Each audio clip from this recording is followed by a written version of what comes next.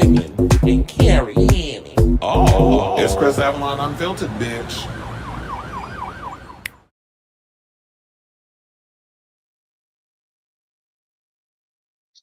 Child, I am mad at myself. So what happened was I accidentally ended the stream instead of disconnecting the stream key for Instagram. You want to know something? This is why I was like, I got to be paying attention to what I'm doing. I went and pressed the wrong damn button. I'm like, wait a minute, why is this stream ending? I'm like, fuck, and I can't get it back. So I had to go in, do some edits. I changed the heading of the other video because we only did 3 damn topics, and um, just we're gonna take it from there. So, oops, my bad. So yeah, yeah, as I said, I messed up. I pressed the wrong damn button, but I'm back again. You know, I should have tried to see if I could upload this to the other. You know, hopefully everybody else will come in. And yeah, I'm not doing Instagram no more. I was doing the live stream over there. Unless I be real having to pay close attention to what the hell I'm doing, I gotta stop pressing buttons and stuff. And yeah, because it's like Instagram is too much. So yeah, I was like, damn, I only did 3 topics. We gonna get through them now. Okay, so let me go back.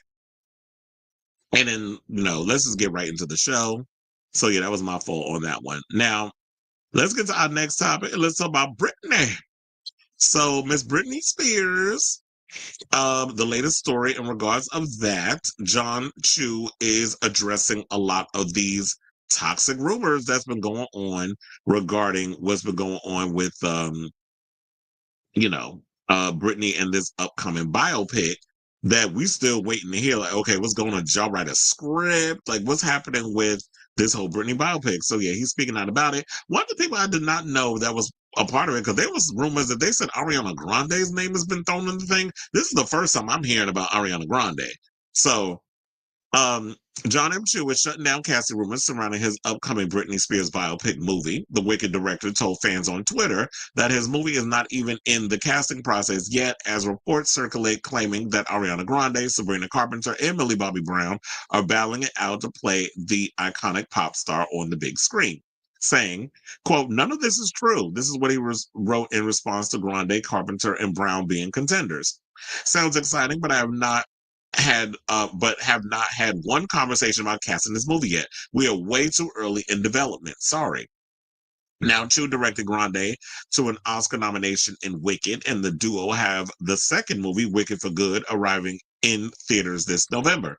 The musical's film studio, Universal Pictures, is back in the Britney Spears biopic, as is Wicked producer Mark Platt.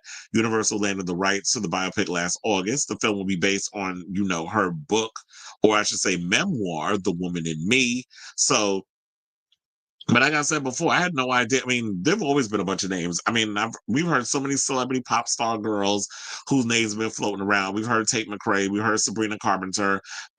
We've heard Millie Bobby Brown, who at this point would she keep messing up her face and her body and everything, she's gonna be looking like she could play Lynn Spears instead of Britney. So, um, but this first time I've heard about Ariana Grande, and Ariana Grande is going to have to eat about 8 sandwiches if she's going to play Britney, because Britney was not skin and bones when she was, taking over the pop star world in the late 90s into the 2000s. So, as y'all know, she chronicled her journey to pop stardom, or I should say superstardom, from, her days of being in the Mickey Mouse Club through her highly publicized and scrutinized conservatorship case. And then, I read the book, I bought the book, and I gagged over some of the stuff that she revealed up in there. And then, if you get the audiobook, you get to hear Michelle Williams, who gets to read, all the stuff that was in the book, and then, her iconic faux is, where all the other stuff she said. So it'll be interesting to see who they get to play not only Britney, but all the other characters that she mentions in the book. Who's going to play her parents, if she's even going to have her sister get a part in the movie, because, she don't particularly see eye to eye with her sister. in a lot of situations. And we're going to talk about who's going to play Kevin Federline and who's going to be cast as the kids. And we're going to reenact the paparazzi stuff and the shaving of the head and the 5150s and her hanging. I don't know if she's going to incorporate the Paris Hilton stuff when they was all hanging out, her, Lindsay Lohan, and getting lit up in the club, and the many marriages and stuff that she's encountered. So it'll be interesting to see the direction in which they go with this movie when it happens. But yeah, so there's John M. Chu. And then there's his tweet, because everybody's been coming out here with their theories and their ideas on what they think is going to happen in regards to the relationship, or what, or who's going to be playing what, or who's going to be cast as what. It's like, yeah, it's early. I don't even know if they have a script done yet. And y'all out here trying to ship certain people to play Britney Spears. Honestly, I think they should just go with an unknown and have an unknown person who's a triple threat in so many ways play Britney Spears. I don't think that. I mean, will she be required to sing? I mean, Britney has a distinct voice, that she has, and they could probably just dig into the archive and just use a lot of the music that she already has out there, and then you just lip sync it. I mean, quiet as it's kept, Britney lip syncs her own damn songs anyway when she's on stage. So I say all this to say, what do you guys think of this story regarding Britney? And these rumors going around that, all these people's names have been thrown in the hat. John M. Chu says there is no actual report that states that any of this is true. They haven't cast anybody. It's still in early developments. They're still trying to, I guess, figure out what they're going to go, what direction they're going to go. They probably, like I said, I don't even know if they have a script yet. So we're just going to have to wait and see. Maybe we'll get some more information later on in the year, especially when they just got the rights in August. So it's been 7 months. So I don't think in 7 months they're going to have everything just developed. Movies take time to develop. So I want to hear from you all. Let me know what you guys think of this story in the comments down below. All right. Let me see. Let me close those. Let's go. You said Ariana is to hello. It's like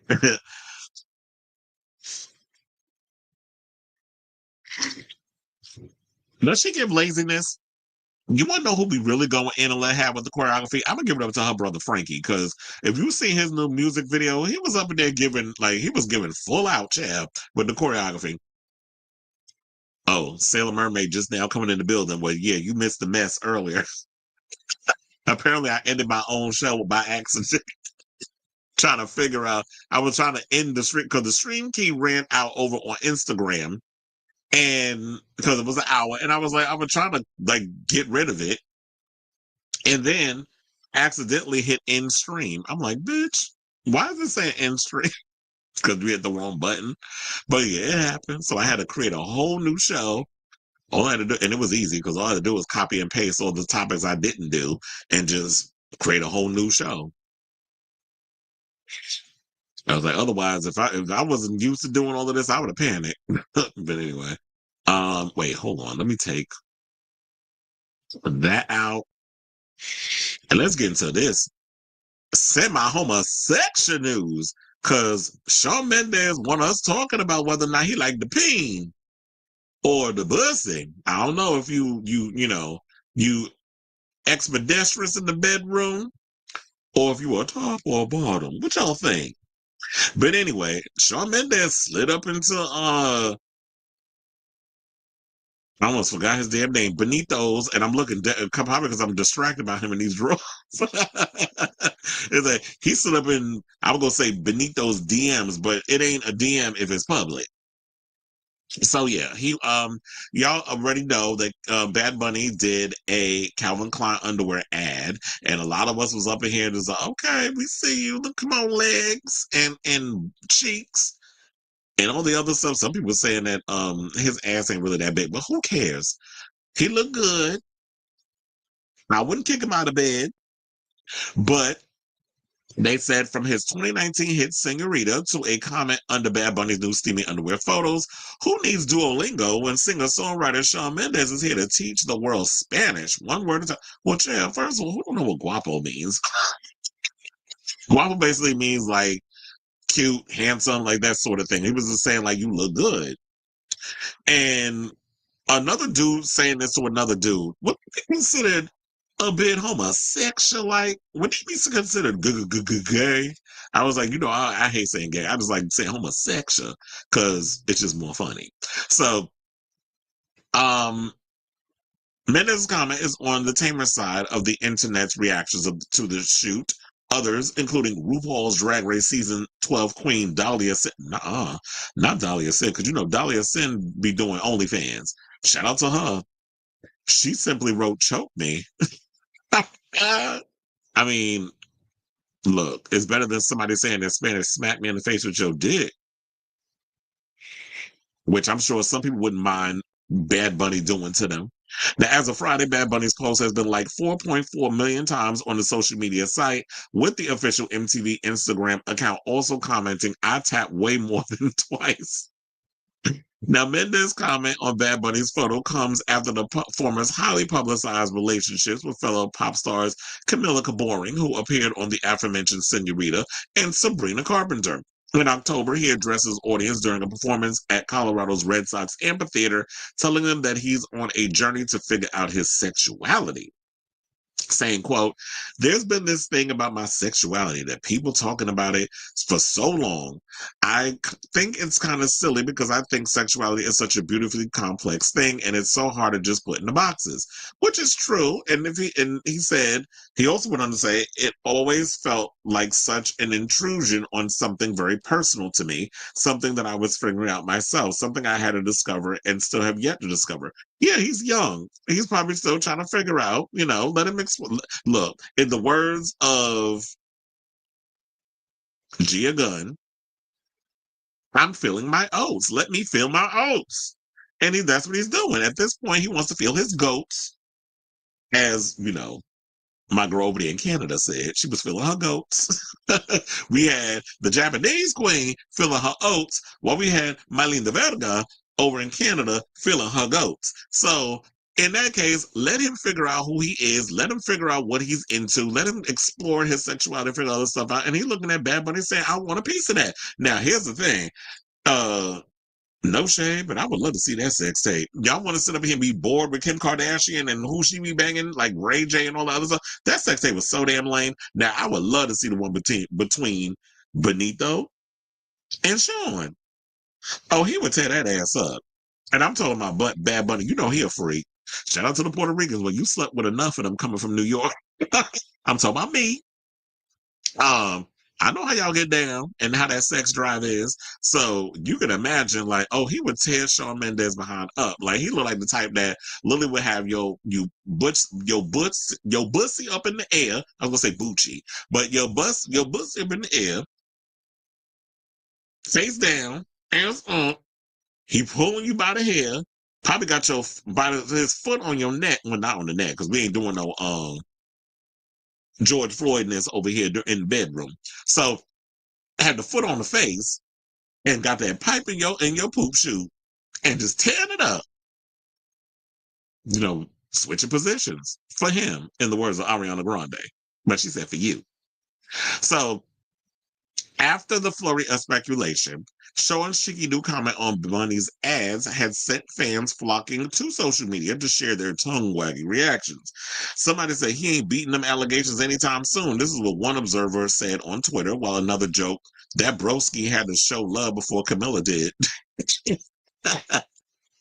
Then another person said, "I know he was panicking before hitting send," quipped a third, as a fourth giggled that they will be in each other's room soon. Well, I was like, he panicked before he had said, well, clearly he ain't panicked hard enough, because he was like, bring me over a piece of that. And I don't know. I don't think that Bad Bunny is 110% straight either. I think there's some fluidity that goes on up in him too. So now, one word, infinite meaning, respect, a viewer wrote, as another drooled, "I ship it." And yet another chuckle, "Shawn has good taste." Now, in a sly jab, the 2023 dating rumors about Shawn and Sabrina Carpenter, another Twitter user joked that Sabrina is crying in the corner. So, you know that they both have new albums out. Bad Bunny's album is a huge success. I should have bought more photos. And Shawn Mendes released his self-titled album, but that album flopped. Nobody cared. But And I was wondering too, I almost forgot. Shawn Mendes also did a Calvin Klein ad because there he is giving, full skinny prep boy tees in them tidy whities. Well, they're boxer briefs, but you get the gist. And Shawn Mendes is a cutie. First of all, you can't have that high ass voice to be heterosexual. Quiet as it's kept, the one that Shawn got. But you know what? Let me stop making fun. Let me stop with the jokes. I'm here for it. If there was ever a moment that somebody decided to want to write some sexual fan fiction between Shawn Mendes and Bad Bunny, now is the time to get on it and get to writing. Kind of like how they did with Twilight and all of them. That was like fan fiction and all other stuff. Or 50 Shades of Grey was like Twilight fan fiction, right? Both books were terrible, by the way, but you get the gist of what I'm trying to say in regards to that. But anyway, I ask all of you this. What do you think of Shawn Mendes? Slide them in the comments to basically give props to Bad Bunny in regards of his underwear shoot for Calvin Klein. So whatever your thoughts are, let me know in the comments down below. Bro, what is that? Child? In due time. I think he has it figured out. Yeah, it's just like he does not want to come out and I guess say it. But when he's ready, he'll come out when he's ready, I guess. Does he? But he dates Kendall. I'm okay. Well, I don't think he with her no more. Him and Kendall Jenner's not together. He said, I'm okay. But child, quiet as his cat. Word on the curb is Kendall Jenner a bulldagger. So that could have been a thing that was set up by allegedly that could have been something that was set up by PR people because they do that a lot, that they were like, oh, so and so is hot at the moment, so they want to see them together. It's kind of like that story that came out yesterday, which Pedro ended up debunking, because y'all seen I went on that little rant yesterday about Pedro Pascal and the story about him and Jennifer Aniston allegedly being a couple. I was like, child, first of all, she and I gonna get up out here and start windmilling, because what you're not gonna do is be out here in a relationship with my man like that, because you're not getting with Pedro. Sorry. But he came out and said, I was like, you better let them know. So he came out and said that they're just really good friends. Because the rumor is that they were having a dinner meeting or whatever the case was, that he's gonna appear on the morning show's new season. I'm like, first of all, I love you, Pedro, but you're a little overexposed. But if there's room for him to be up in there and he got to keep working, let him keep working. But you are a little bit overexposed. We're about to get the new season of The Last of Us, which I see y'all doing the promotional rounds for. And we got Fantastic Four coming. And it's like, you're everywhere now. Monster with no mercy. Okay. Nobody fell for the Camilla Beard. No, they didn't. Yeah, because I was side-eyeing that relationship the whole damn time. But, they thought that by them two getting together, it was going to advance both their careers. The reality is, we don't know who they are as artists. So y'all were just two boring pop singers whose music really wasn't giving what y'all labels was hoping y'all was giving. And it's just like, who are y'all? Like, even with that CXOXO, I'm like, girl, this don't feel like a Camila Cabello, whatever. We don't even know who you are as an artist, which is why that album, like all her others, flop. And she had a couple of cute little songs, but overall, Camila Cabello is not that girl. Nobody's checking for her on a solo tip. You are not in the same conversations as a Sabrina or a Chapel or Olivia or these other girls. You're not. No shade, just saying. Those are Mendes songs in Campbell. Oh, are they? Oh, I forgot that. Yeah. Oh, yeah, you're right. I didn't even catch it. I'm so slow. Because I do know Mercy. I do know Stitches. And it's funny, I hear Stitches in my head as I read that. That joke completely went over my head. But anyway, let's move on, y'all. And let's speak about Miss Miley. Now, while she out here promote her new album, she posted the album cover, which is actually cute. I like the album cover. Hold on, let's go over to Instagram and let's pull it up real quick in case y'all didn't see it. I was like, what's her name? Miley. Come on, Miss Millie. She cute or whatever. Okay, so now I do have it. Hold on, hold on, hold on. Oh, this was not planned, by the way. So it's like I just thought about it as I was doing the damn show. But of course, this is a live damn chat, so it happens. So yeah, I do like this picture. I was like, she looks cute here. It's giving like somebody came all over her and she's frozen. I'm just joking. What was the other one? Oh yeah, is this the other thing? Oh, this is the trailer for her highly anticipated. I can't believe it's 9 albums. I gotta mute it because I don't even know like we can get in trouble in regards to the visuals and I mean music and all the other stuff. So yeah, she's getting this. There's a visual film coming out coming out with the music and it's gonna feature a lot of fashions. So I'm living for it. It's and I like this whole high concept that she's doing. It's like we got the archival Terry Mugler couture, Jean Paul Gaultier, custom Alexander McQueen, and Alaya. Now you know those are some fashion icons. So I'm definitely excited to see what Miss Miley is going to be bringing to us in regards of her upcoming album because it seems like it's a really cool concept. Now that's the good news. Now, the bad news is she's possibly getting sued for Flowers. And that was like one of the biggest hits of her career. And the song that actually won her 2 Grammys, right? So she's caught up in a copyright lawsuit over the song after a judge basically denied her legal team's motion to dismiss. Now, according to People, they said that in an order denying the motion to dismiss on Tuesday, March 18th, and obtained by People, a judge denied the Wrecking Ball musicians' request to dismiss the lawsuit from Tempo Music Investments, which owns a share of the copyright for Mars's song, from publishing the catalog rights of the song's co-writer Philip Lawrence. Now, according to the order, Cyrus, 32, and her legal team had a misunderstanding of the legal precedent surrounding that exclusive means, which the judge deemed incorrect. Owners of exclusive rights is not to be conflated with exclusive ownership of rights. Oh, I see how y'all be trying to do the little flipation of the situation. So it's like they said ownership of exclusive rights is not to be conflated with exclusive ownership of rights. It's like, yeah, you don't own the rights, but child, I was like, if y'all read that contract, it's like I would have been confused by that shit too.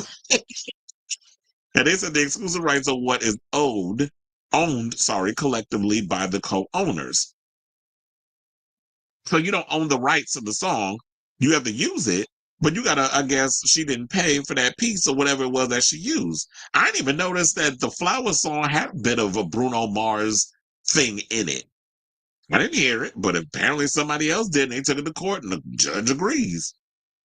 So per the order, Lawrence's interest was a co-ownership interest in the exclusive rights of the copyright. By transferring all that interest, Tempo now steps into Lawrence's shoes and is a co-owner of the exclusive rights of the copyright. A lawyer for Tempo Music Investments tells People in a statement that they are thrilled but not surprised by the ruling. So our client is looking forward to having this case proceed with it to be resolved on its merits and are extremely confident in prevailing.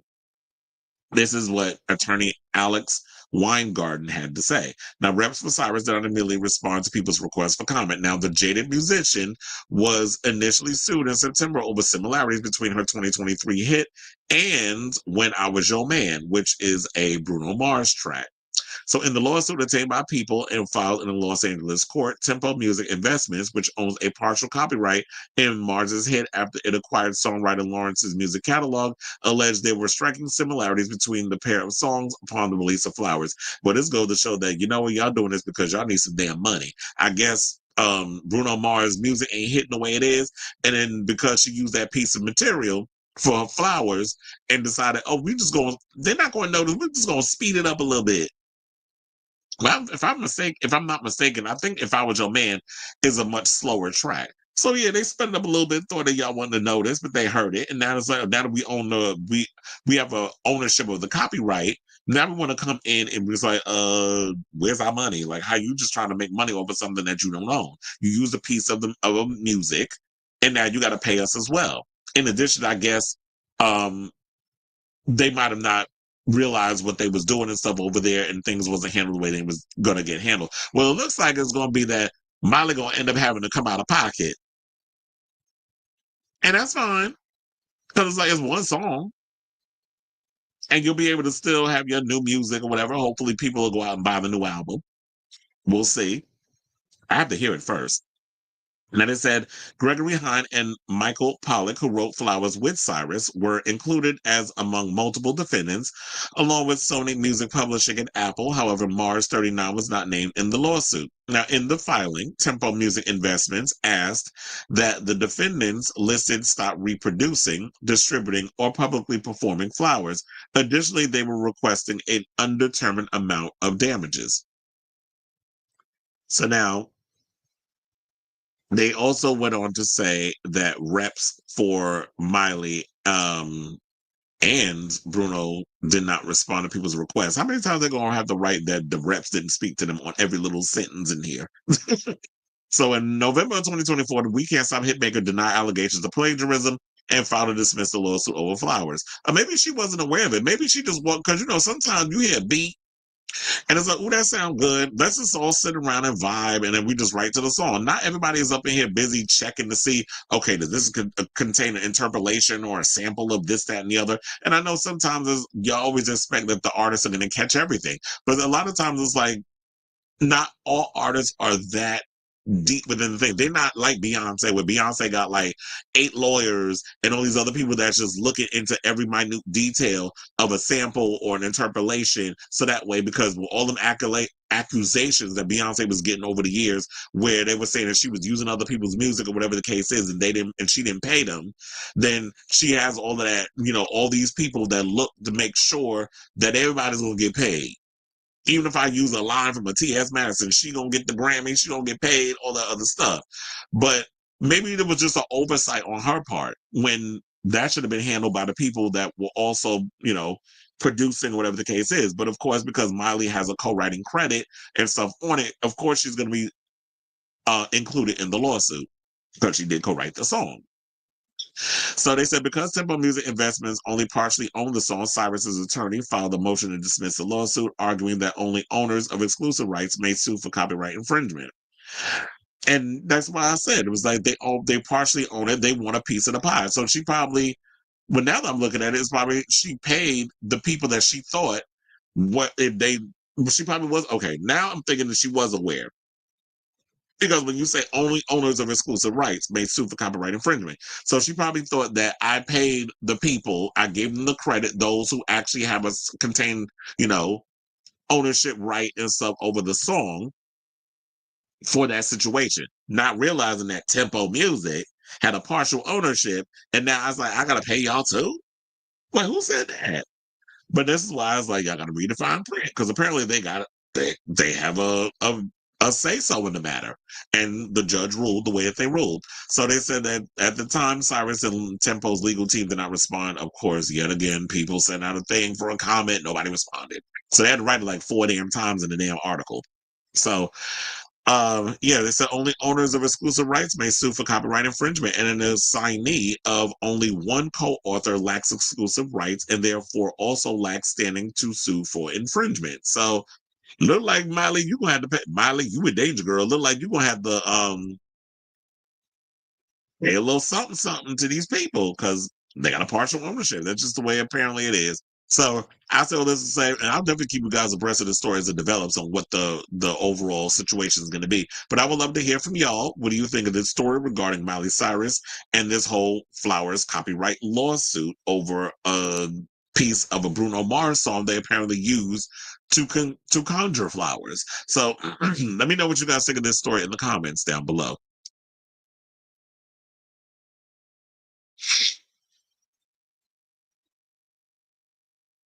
He said Shawn was 2 decades old. Nobody likes guitars.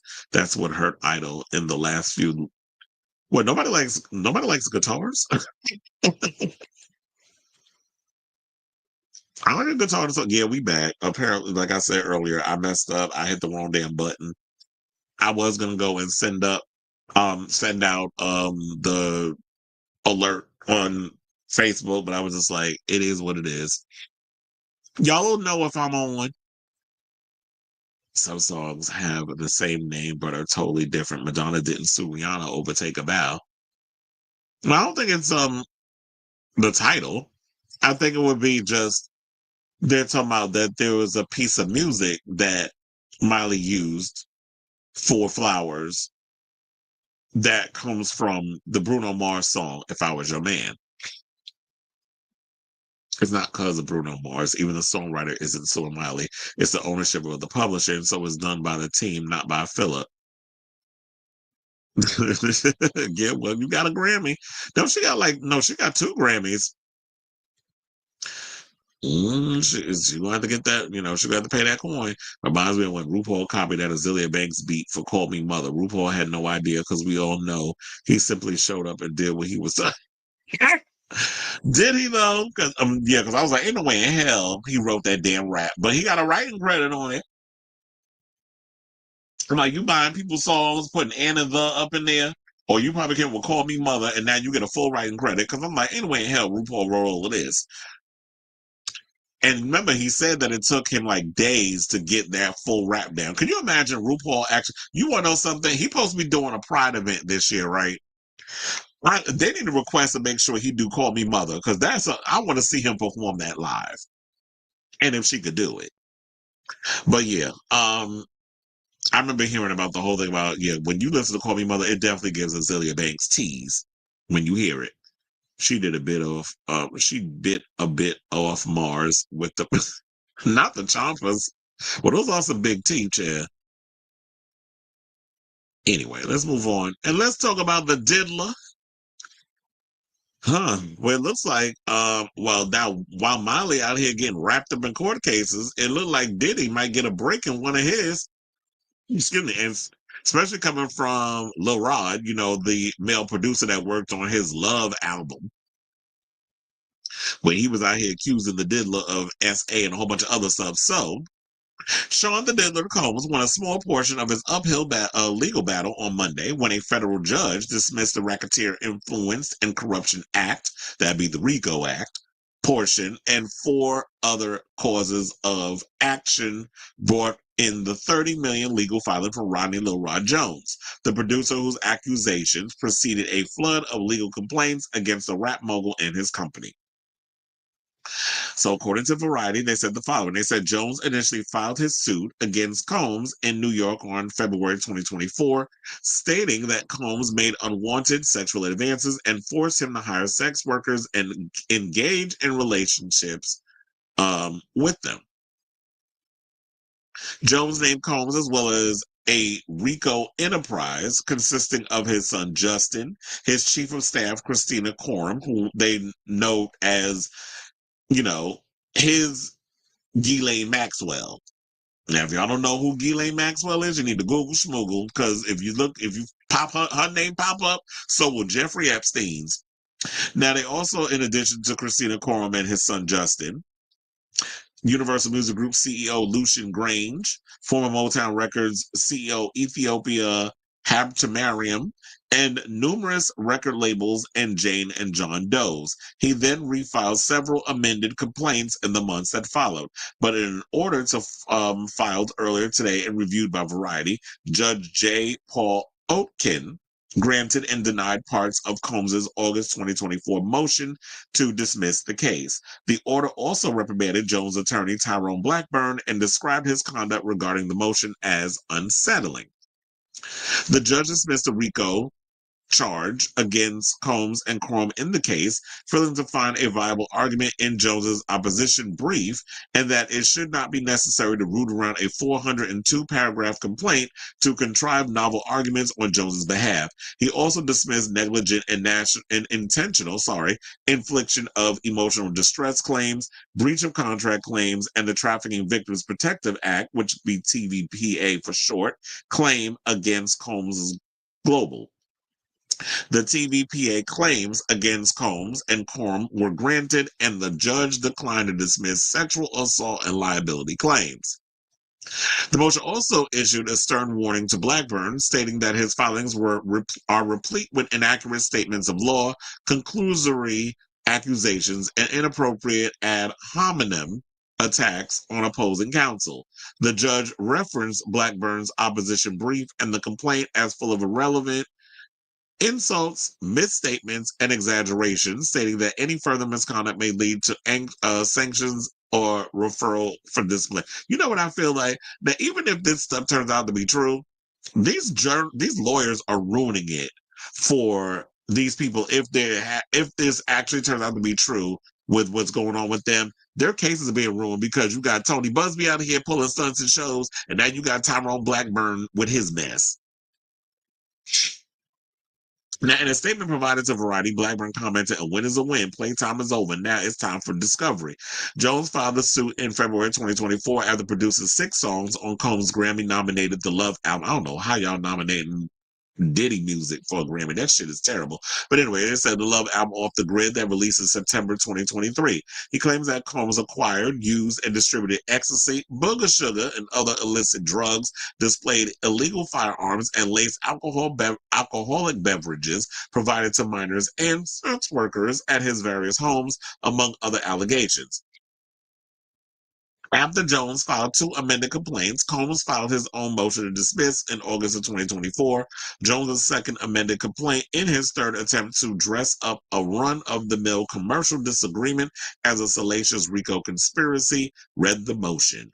Running into nearly 100 pages, it includes countless tall tales, shameless celebrity name drops, and irrelevant images. Yet, despite all its hyperbole and lurid theatrics, the SAC fails to state a single viable claim against any of Combs' defendants. So y'all thought y'all was going to actually come out here with all that psychobabble, all that mumbo jumbo you was throwing up in there, all that word salad, and you thought that was just going to be entertaining enough to get something out of a situation. I'm like, if you was trying to come out here with all this hyperbole, you could have just wrote a novel. Like, you was trying to be all that entertaining with your writing. But if the judge is saying what he's saying for now, it's just like, I guess it is what it is. But we'll have to see how the rest of them cases turn out once May gets around here. I heard that his trial's been delayed for like a week in May. But nevertheless, it is happening. I'll be definitely keeping abreast of this story as it develops. I don't want to be in here just like every day talking about any new little Diddy story, whatever, because it gets repulsive, it gets monotonous. It just is like, okay, like another day, another Diddy story. It was just getting a little, tedious, I guess is the word I was looking for. That was the word I was looking for. It's getting a little tedious to be talking about all this. So when something important comes up in regards to the Diddy case, it's like, I'll talk about it. And today, this is something important because it's an update on a case that has to do with someone who was a producer that worked on his last album. So I want to hear from y'all. What do you guys think of this story regarding those, like, some of the charges against Diddy is getting dismissed from Little Rod, the breach of contract, the RICO charge, all that other stuff. That's what we're getting for now. I don't know if there's any other charges that's gets to stay. Then we'll get to that bridge when we get there, and I'll just keep you guys abreast of the story as it develops. So I definitely want to hear from you all. Let me know what you guys think of this story in the comments down below.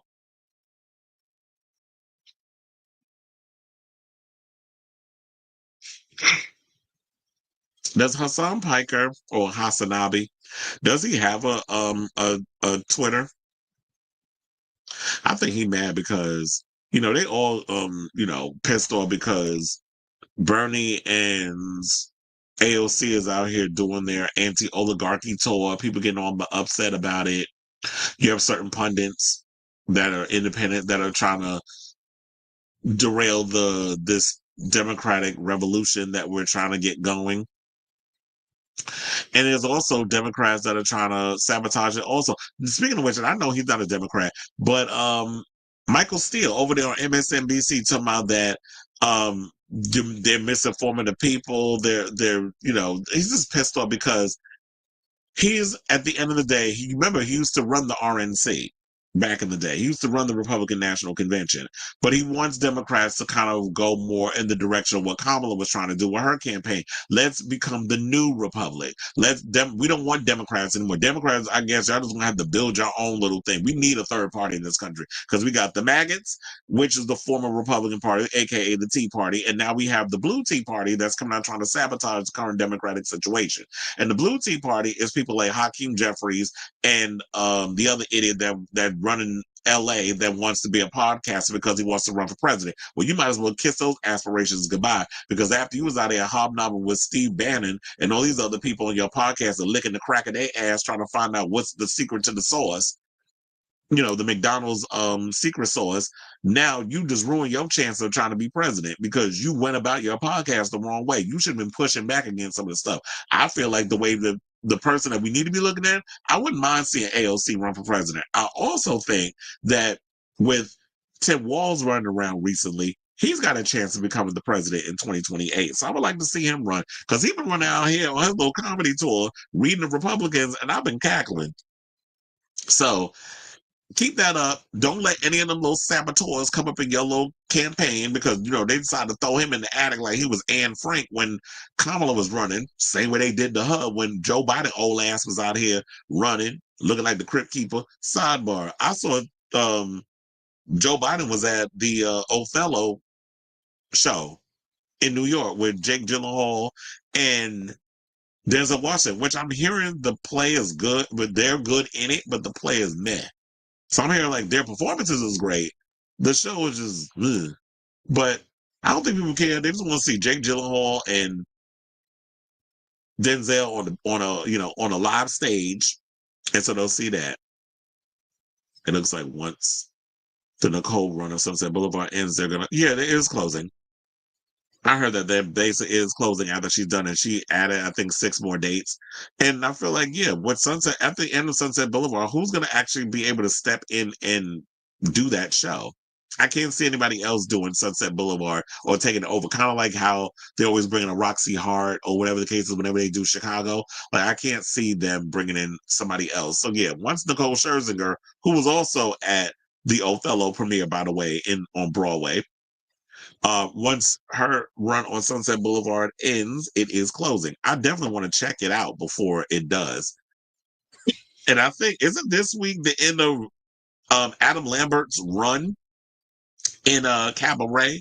And then Orville Peck is taking over, who, sidebar, I just saw that they dropped a new episode of Sip and Spill, that show with Johnny Sibley, and Orville Peck is the person he's interviewing. So it's funny how I'm bringing up names and it just so happens to be attached to something, right? Anyway, let's move on, y'all. And so we was talking about the Diddy. Let's get in the Diddler's ex-girlfriend's ex-husband, Ben Affleck. Well, there's 2 stories on him. One, he was talking about Batman and why he didn't think that the Snyderverse Batman, and I know the Snyderverse fans, y'all about to be all upset with what he said, but look, he was on the set, he was doing the movies. I think he has more of a say-so than y'all do, with being in y'all feelings about these Snyderverse Batman films. So we got that, and then we'll get into the Jennifer Lopez thing of it all, and why he's saying that, why he don't think their marriage worked. And his answer is basically what I've been saying this whole time. So, and I can't believe this. It's been 9 years since Batman vs. Superman Dawn of Justice. Where the hell did the time go? So they said on the 9th anniversary of Batman v Superman Dawn of Justice release, Ben Affleck has reflected on his time as the Dark Knight and the moment he realized they made a mistake with the hero's portrayal. So Ben recently did GQ magazine. He did a cover story. He did a cover story for GQ magazine, I should say, where he continued to reflect on what went wrong with his run as Batman in Zack Snyder's DC universe. The Oscar winner debuted as the Dark Knight, as you know, in 2016's Batman v Superman: Dawn of Justice, and reprised the superhero in films such as Justice League and The Flash. He told the LA Times in 2022 that playing Batman was awful and the worst experience. Affleck is now opening up more about why. I'm like, Jesus, was it because there was too many people meddling in the background? I mean, I think that was the overall headache that everybody was getting, that everybody wasn't on the same page. Even Zack Snyder was getting pissed off because it was too many people meddling in the source over there and what he was trying to do. So he said, there are a number of reasons why that was a really excruciating experience. And they don't all have to do with the simple dynamic of, say, being in a superhero movie or whatever. I'm not interested in going down that particular genre again, not because of that bad experience, but just I've lost interest in what was of interest about it to me. But I certainly wouldn't want to replicate an experience like that. A lot of it was misalignment of agendas, understandings, expectations. And also, by the way, I wasn't bringing anything particularly wonderful to to that equation at the time either. I had my own failings, significant failings in that process at that time. And I'm sitting there like, sir, what the hell are you talking about? Because this sounds like a bunch of damn word salad. Can you get to the point, please? So then he goes on to say the following as I scroll to the next picture. Wait, hold on now, because it was don't play with me now, Yanny. But I'm getting distracted. And oh well, I guess this is gonna stay there then because the pictures give me itches. But anyway, so it says, I mean, my feelings as an actor, you can watch the various movies and judge. I've heard people make comments about Ben Affleck's acting, but I feel like he goes based off of his mood.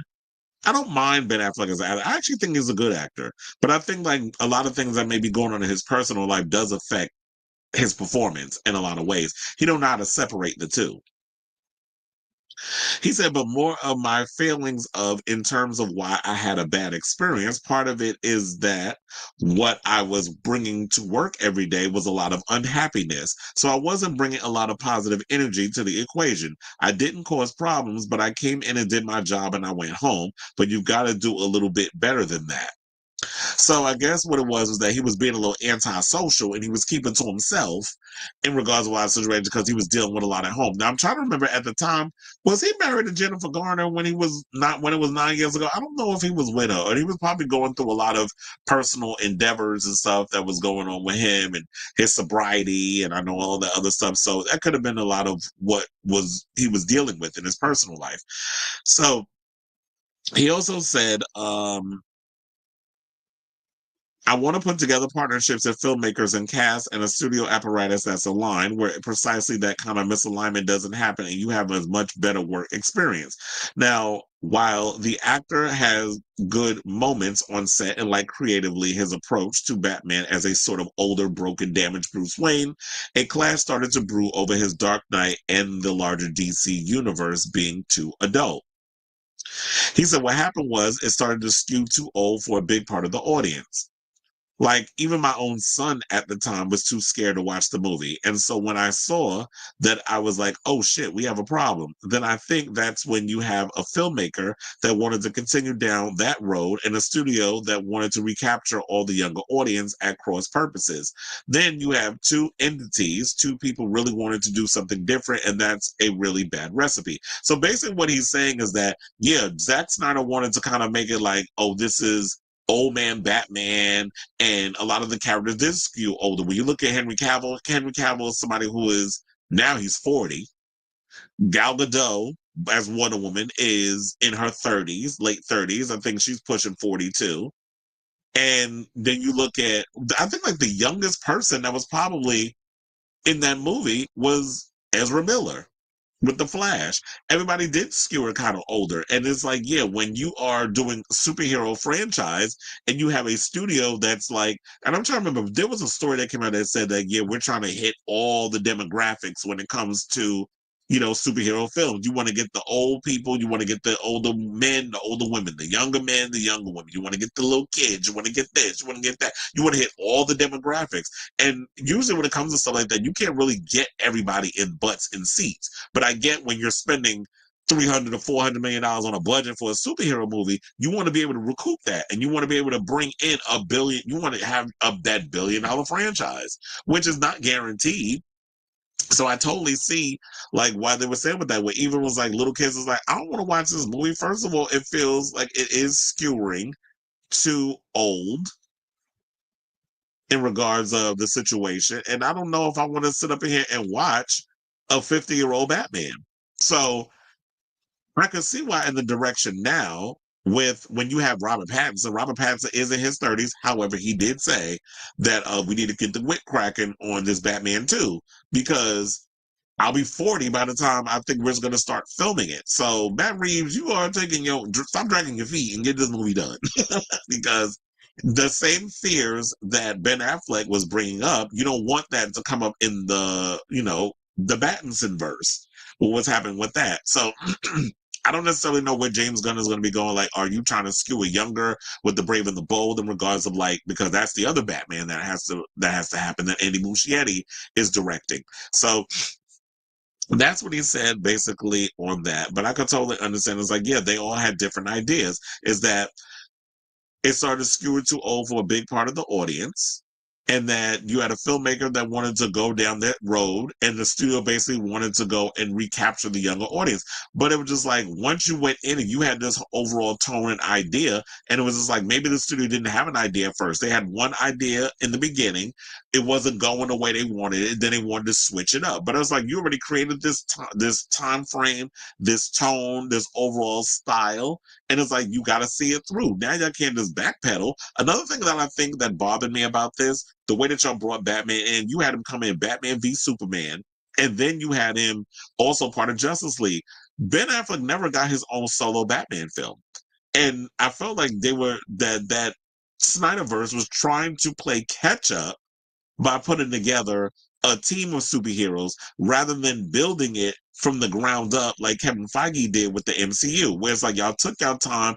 We got used to a lot of these superheroes in their own way, where it's like Captain America, Thor, you know, Iron Man, all these other people had their own films first before they came together and teamed up as the Avengers. Then you would get like your little side characters like Black Widow and Hawkeye and all these other people and Incredible Hulk. You would get all these side characters that we would see sprinkled throughout the MCU, but then eventually they would all come together and then form, the Avengers. Y'all didn't do that with Justice League. Y'all just kind of threw them all together and it's like, okay, you're supposed to sell us on this movie. And nobody bought into the whole Justice League thing. Hence why everybody was demanding a Snyder cut. And then we had to do a whole 4-hour version of the film where y'all had to really take the time, and it felt more like a series rather than a one big movie. So that was their fault. They were busy trying to play catch up with the MCU, but they had a years head start before DC EU got to where they are. So hopefully that they learn their mistakes over there at the DCU, which it is now, and you're not gonna, you're gonna take your time. You're gonna build this franchise. You're gonna build these movies, and then eventually, if we do get another Justice League or another iteration of it, that these people have earned that spot to get to that place. But I say, you know what? Even though it is what it is, I like Ben Affleck as Batfleck, even though I feel like they did him dirty in those movies. And I was really looking forward to that solo Batman movie that he wrote and was going to direct. And it was supposed to be him in it. And then it was supposed to be Deathstroke was supposed to be that Joe Manganiello was supposed to play Deathstroke, and he was teased in the previous movies. They're supposed to kind of have their own little movie. And I was really looking forward to seeing that film. But it's like Batwoman, it'll never see the light of day. So I say all this to say, what do you guys think of this story about Ben Affleck saying why he has completely lost interest in superhero movies? I just feel like, you know what? He's been in 2 superhero movies and he's been done dirty by both. First, it was Daredevil, which we all know the show over on Disney Plus, formerly Netflix and now Disney Plus, is way better than the movie that we had. Even the Bullseye, and although I do like Colin Farrell, the Bullseye on the TV show is way better than his Bullseye. But then again, all the characters is kind of better than the characters that was in those movies. And then y'all did him dirty again with Batman. So I can see what his overall frustration is in regards of why he don't want to do superhero movies anymore, because y'all keep doing him dirty every time he signs on the new one. So I want to hear from you all and what you thought his overall thoughts. Do you agree with what he had to say in regards to his experience of playing Batman and how they weren't on the same page over at the DCEU at the time when he was doing it? So whatever your thoughts are on that, let me know in the comments down below.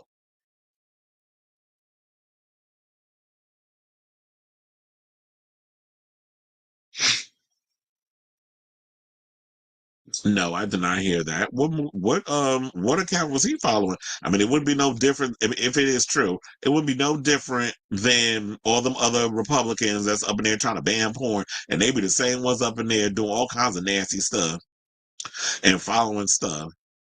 The biggest hypocrite. Is there an untapped comic franchise that you think Tyler Perry could actually be successful at? Well, you talking about like a comic book? I don't think Tyler Perry would ever consider doing comic books. Like with him, I know he likes sci-fi and all other stuff. I don't understand why he's never expanded his portfolio in regards to that world of like, you have the space, you have the studio. Why aren't you greenlighting a Tyler Perry presents a horror film or your own superhero franchise, or a sci-fi or whatever the case is? Is it because it's easier to stick to the rivers and the lakes that he's used to? Because then they say like this season of Beauty and the Black or whatever was what was it? What was one of his movies or shows where he said he filmed it in 3 weeks? It's like, yeah, you be out here filming your stuff like it's a damn soap opera. The soaps, they be filming stuff relatively quickly. But I don't know. I mean, he has to be willing to. I can't really see him doing a comic franchise that he would be willing to produce, because he's never really put that energy out there. He just likes to stick to what he's good at. Unfortunately, I wish he would diversify his portfolio, though. Are you going to get a ticket to see Garbage at the Brooklyn Paramount? Um, I'll have to see. I don't know if I'll have the time to go see that show though, but I have to look into it. Kind of neat. Oh, because when I went to my work thing today, I got to make myself available for certain events. So I'll have to see. Kind of need Orville's Tart. Okay. And then everybody's getting on say, oh, you're gonna really you go see Cabaret, you're gonna see his face. Ooh. I'm like, you could just Google Orville Peck. First of all, you can Google Orville Peck's nudes and you get to see his face. So he's been affected by the fatigue. Probably. But look, I'm looking forward to seeing Ben Affleck in The Accountant too, which I'm hearing good things about. I like the first Accountant. So maybe he's better off doing those type of stuff. Like more dramatic stuff.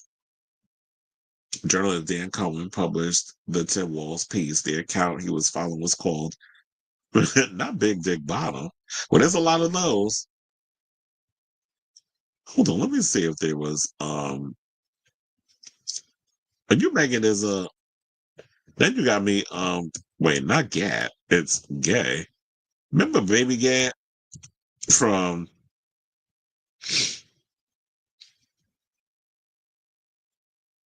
um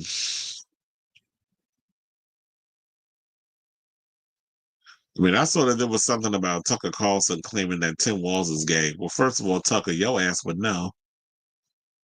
But anyway, um, now speaking of Batfleck, we got this story where Ben Affleck, he's out here doing the rounds and he's talking to a lot of you know, people about stuff. I was like, wait a minute, I didn't even close my last Ben Affleck story. Hold on as I do that. And now we can get into this story where, he's talking to British GQ and he was asked about his relationship with Jennifer Lopez. And child, based off of what he said, I was like, I kind of been saying that this was probably what caused their splitation. So the actor, who's 52, rekindled his romance with the singer, 55, in 2021, but the reunion was short-lived, with Jennifer filing for divorce in August last year after their 2-year marriage crumbled. The Avalanche remained tight-lipped about the breakdown of their union, yet has now insisted there was no scandal, no soap opera, no intrigue that caused their breakup. Admitting why he doesn't like to dwell too much on the split in interviews, he confessed that it wasn't a blame game, but the reason I don't want to share that is because it's just sort of embarrassing. It feels vulnerable. Well, I guess maybe, and one of the thing is that didn't J-Lo say, did we say that yesterday when she was talking about she looking for a new love like Jodie Watley, that she wants to get with a man who's willing to share his insecurities with her and vice versa and all that other stuff. So maybe he wasn't feeling that he wanted to be vulnerable with her. But they also address his participation in the documentary The Greatest Love Story Never Told, which there's a reason why they're not told, because then hence why y'all are where y'all are. Part 3 of his wife's $20 million media homage to their romance. Fans were quick to point out how disinterested he looked in the doc, where he openly confessed he felt uncomfortable on camera and revealed he found their privacy sacred.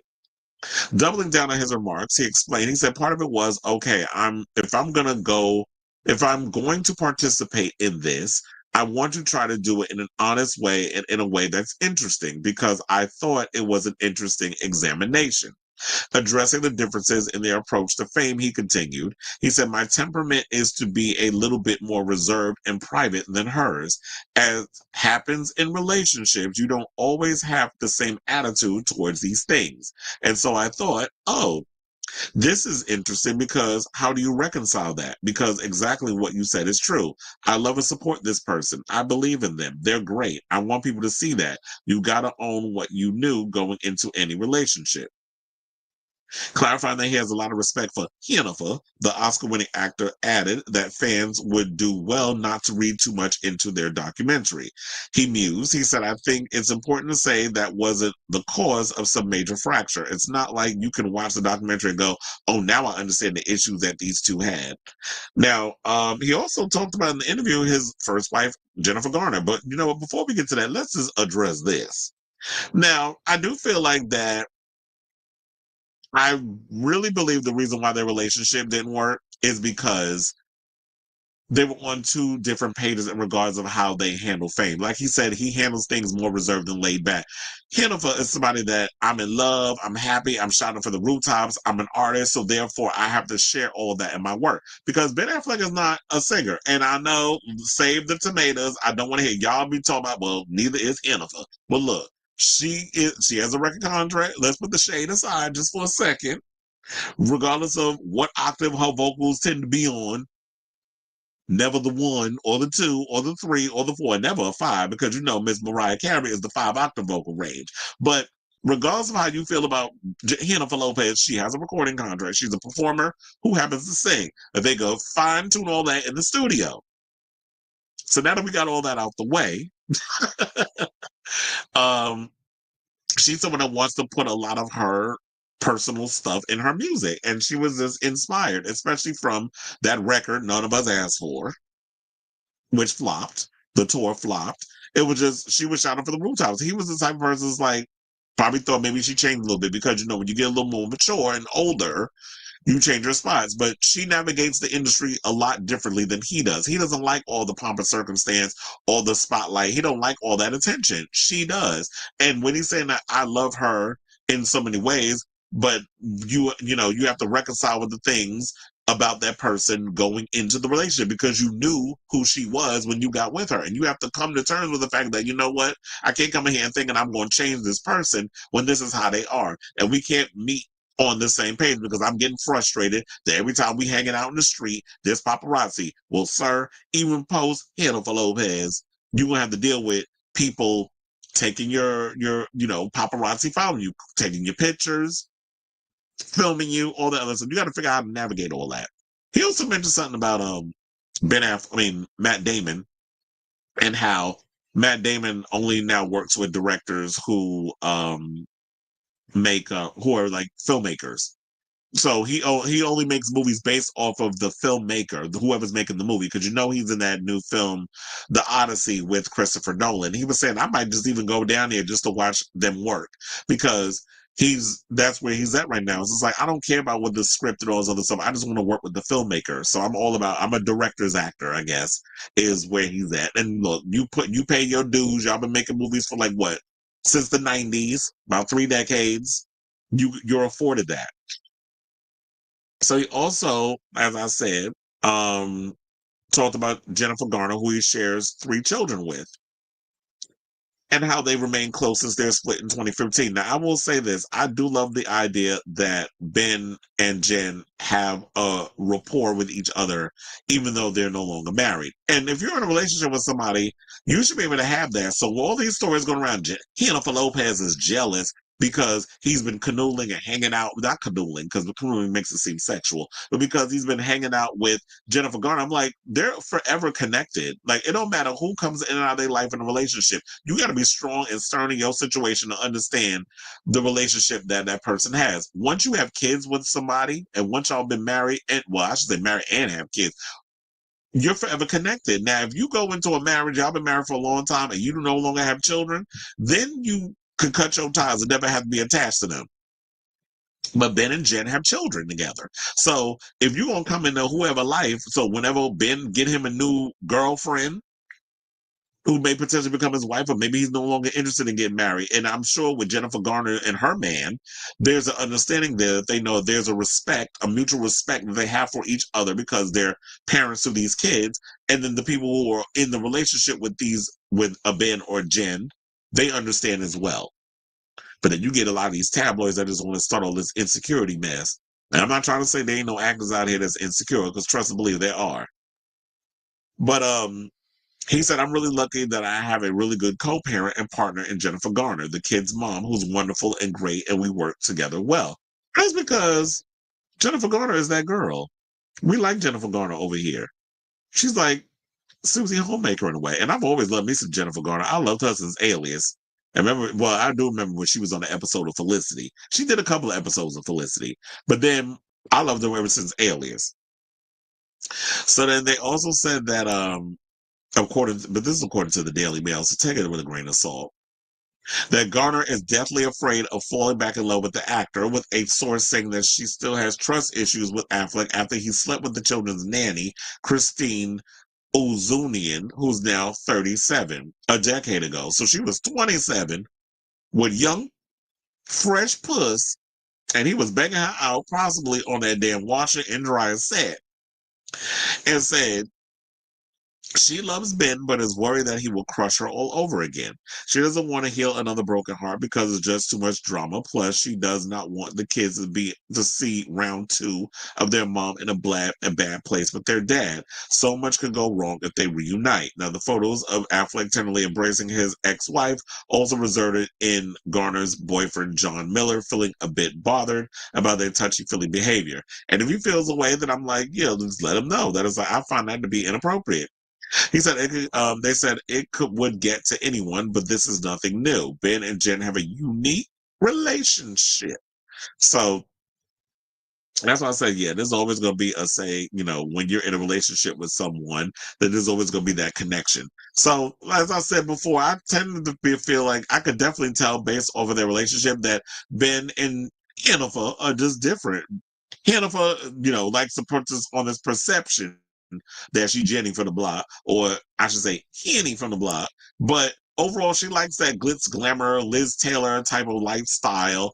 And to me, Ben Affleck is this person that, yeah, I love the pomp and circumstance of Hollywood. Hollywood is a job. It's something like he said earlier when we did the Batman thing. I came in, I did my job, I went home, closed the blinds, and went about my business. So, and he's saying that he could have handled it in certain ways because based off his mood, but he always gave that vibe that it's just like, I just come in, do the job, and go about my business. I'm not here to get all caught up in all the extra pomp and circumstance of it all. Whereas Jennifer Lopez loves not only the work aspect, but all the perks that comes with being a A-list, celebrity.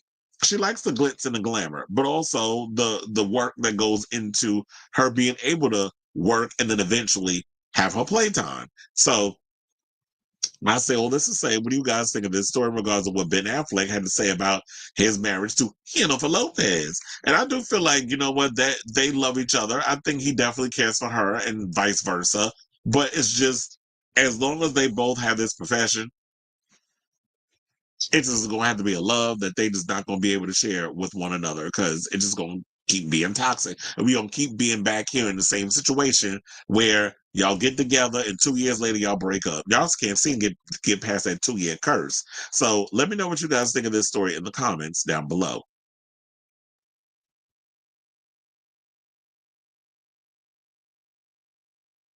Why does Mike Walls sound familiar? Are you saying Mike Walls or Tim Walls? Mike Walls is the person that was out here with the gay corn stuff. She needs to do a residency and put out a dance. Hello, that's what I've been saying. I'm like, Jennifer, stick to the rivers and the lakes that you used to. You are not a balladeer. We don't need you to be out here trying to sing like you Mariah Carey. You never had that range. Just do the dance stuff. You need an 808 behind you, like a fast beat. You are a dancer. Just, you one of those. You're an entertainer, and it's okay. You don't have, but I feel like these American girls, y'all get so caught up in having to try to prove stuff to people because they play into your insecurities. If you're not that great of a singer, fuck, who cares?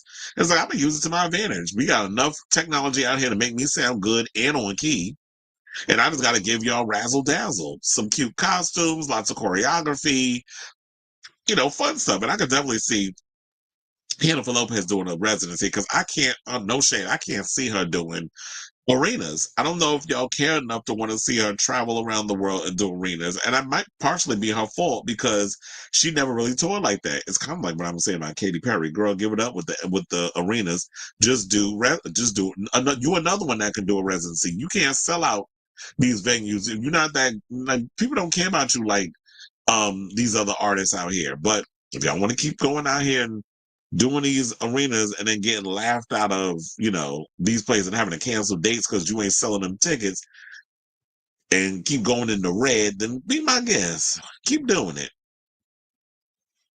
All right, let me close some of these windows before we get to our next topic, which is Teresa Giudice, who yet again, when I saw this story earlier, I'm like, you have got to be kidding me. But this is also the same dingbat that didn't even sign a prenup when she married Louis Ruelas, who a lot of people be saying like he is the problem with her, but she in love, she dignitized.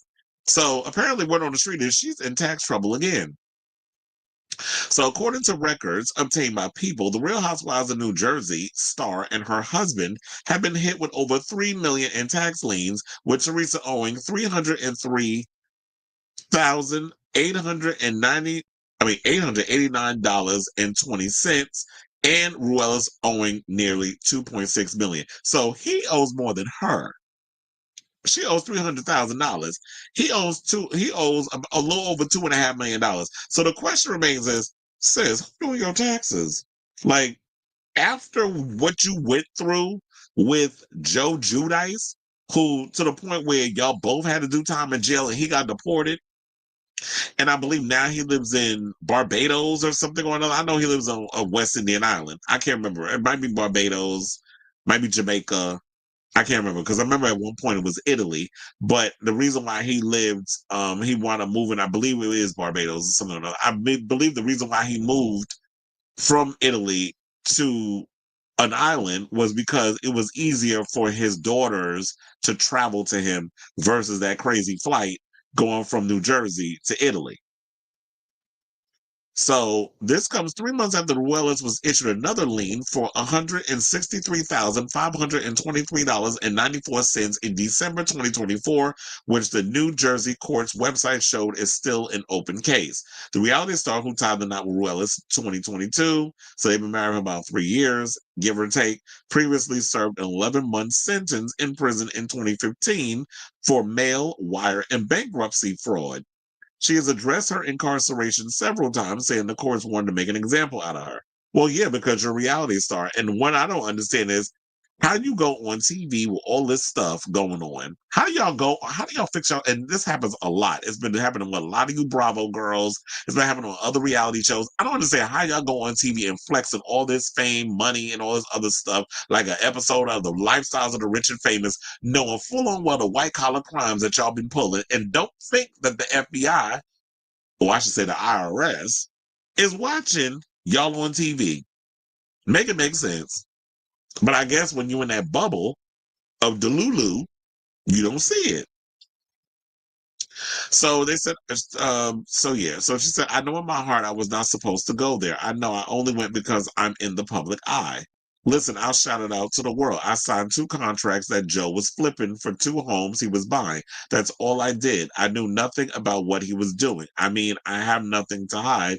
Like, I did my time already, Well, this is why you go and you read things before you sign on the dotted line. And that Joe is that one, Giudice.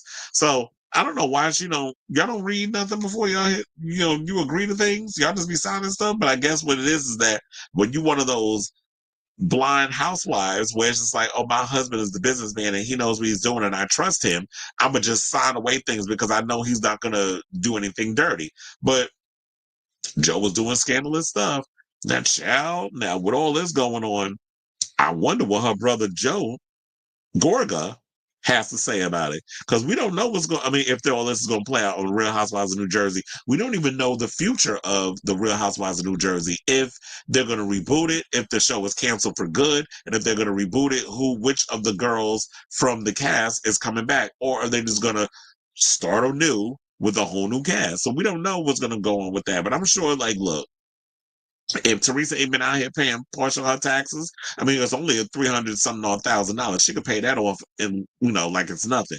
Now, as far as Louis goes, now if she is dumb enough to go and pay that off, sis, you need your head examined, because you need to let his ass swim in all of that mess. If you want to go out here and owe damn near $3 million on your own in your taxes, he need to figure out how to pay that off. Don't do like Jennifer Williams, from Basketball Wives, what she was doing with her husband. She married a damn criminal. He had her paying off his stuff. Like, don't be that dense. Although this is not the first time you've gone through this sort of thing. It's sort of like, now when I look at it, it's like, fool me once, shame on you. Fool me twice, you a dumbass bitch. Like, you cannot be this dumb. So after she got out of jail, for those of you not familiar, a year later, she met Ruelas while on vacation at the Jersey Shore. The pair got engaged in 2021, and shortly before their wedding, Teresa revealed during an appearance on Watch What Happens Live that she and Ruelas were not planning on signing a prenup, which is a red flag. So if they get a divorce, like you did with Juicy Joe, I don't know what the New Jersey laws are. I don't know if they follow the same law like California or whatever, but you're gonna have to pay. If y'all get a divorce, he gonna take your ass to the cleaners. I do not believe that man loved you enough that he would let you go and just be like, I just want to take what I brought into the marriage and you take what you brought into the marriage. Kind of like what I believe Jennifer Lopez and Ben Affleck ended up doing when they did their divorce settlement. So I don't see that they possibly doing that, because I don't give a good goddamn. I could love you to the ends of the earth. I am signing a prenup, because I have to, at the end of the day, I have to protect my assets. People always look at prenuptial agreements as like it's a negative, and I don't think that's what that is. I just don't think people understand it. But Teresa, in the words of Wendy Williams, is less than smart. So you trying to explain to her what a prenup is. She don't want to lose her man, so she's just gonna go along with it. But if he really loved her, he would have told her, be like, you know what, I'll just sign a prenup. But I didn't get opportunistic from him. She said, I would sign a prenup if he said so. I'm so very easy about that. He definitely has more than me. I would never take anything from him, so I'm so not like that. That's not the point. But I just feel like she's so old school in this context of, I do whatever my man tells me. Like, you don't have a mind of your own. And that's what it seemed like. Like the same thing with her ex-husband. Tree, sign this. Okay. You don't question it. And then I know she had mentioned that she didn't forgive Juicy Joe because of his little antics, and she didn't pay attention to it. She ended up getting locked up. And then when she was in prison, her mother ended up passing away, and she didn't get to bury her mother. So I know she still has that in the back of her mind, that she despises him because of that. Or she has some animosity. I won't say despise, because that makes it seem like she really hates him or whatever. They have a good relationship post, the prison thing. But I know that in her heart of hearts, she has not forgiven him for that happening. So yeah, there was rumors going around that when she was like, yeah, I had a couple of bad relationships, but I'm sure every guy at this table has a girl that'll talk bad about you and say something different or opposite of the truth. This is what Ruelas said in the March 2022 episode of the Bravo show, because there was some stuff coming out there saying that he assaulted his ex-fiance, and then Teresa claimed people want to sabotage their relationship. And she would basically say Margaret Josephs. If you watch the reality show, that y'all know the exact people she's saying that who was trying to destroy her marriage, or destroy a relationship before it became the marriage, and then post the marriage. So she said there was no, they said there was no physical violence. There's no truth. There's a couple of very angry exes who are very thirsty for attention. That's their word. And so I'm definitely interested to see what's going to happen with all that. And so good luck with you, sis. Hopefully that this is not going to be, Then you don't end up going to jail again because you ain't pay your taxes. So in addition to that, Bethenny Frankel has come out of her crib to give her overall thoughts on this whole situation. Because, as a former Bravo girl, Bethenny is going to chime in with her opinion on the matter. So the 54-year-old Roni alum famously tweeted at the 52-year-old Real Housewives of New Jersey star ahead of her 2022 wedding. Say, I may jump through my phone if at Teresa_Giudice doesn't sign a prenup at Andy. It's like you're watching a movie and you're like, no, don't open that closet. I just feel terrible, but like, fool me once, you're a fool. Fool me twice, I'm a fool. Well, you know what I said. I said, fool me once, shame on you. Fool me twice, you a dumbass bitch. Bethenny, who boasts 8.6 million social media followers, said on Instagram on Monday, said there's never been a worse picker in the history of pickers than myself, besides Teresa Giudice. Now, Frankel's first marriage to producer Peter Sussman only lasted from 1996 to 1997, but her 3-year marriage to pharmaceutical sales executive Jason Hoppy stretched well past the 12-year mark thanks to their lengthy divorce and custody battle over their daughter Bryn ending in 2021. She said, I still win. This is what the Just Beat podcaster stated. I still win because I was 10 years on a 2-year marriage, but I didn't go to the clink. And this is because, she had basically trying to get out of that divorce. It literally took her a decade to finally get out of that divorce. I'm like, why is this divorce lasting so long? This makes you not want to get married, quiet as it's kept. So she also added, why would you both go on TV? Like, there's something wrong with someone who goes on TV knowing that you have a dead body in your trunk. It's almost like did not say that. It's like, I don't understand people that go on TV and basically just know full on well you got all this drama going on in your life, and y'all don't think the IRS watches the Housewives. They fans of TV too. They're not just out here crunching numbers and making sure that we paying our taxes. They like to be entertained. They're human beings. So yeah, she said there's something wrong with someone who goes on TV knowing that you had a dead body in your trunk. It's almost like it's being made up. It's unfathomable. It doesn't make any sense. It's too implausible. Well, she ain't the first person to go on TV with a dead body in a trunk. Remember Dorian Corey over in Paris is Burning? Then reenacted yet again in Pose with Electra, Abundance, Wintour, Evangelista, whatever last name she decided to choose in whatever season or whichever episode. So Teresa was still on Frankel's mind Tuesday when she joked that the 49-year-old so-called millionaire she married was giving 100 air to 1,000 air energy. Ooh. You want to know something? She might be right. Because for somebody who's running around acting like they're a millionaire, y'all spending way beyond your means, and you are kind of giving 100 air to 1,000 air energy. Now, this is bracket talk, so that's not something I'm real privy to, but I can totally see when you looking at a Bethenny Frankel, who is a millionaire thanks to her skinny girl line and all the other endeavors that she's embarked on.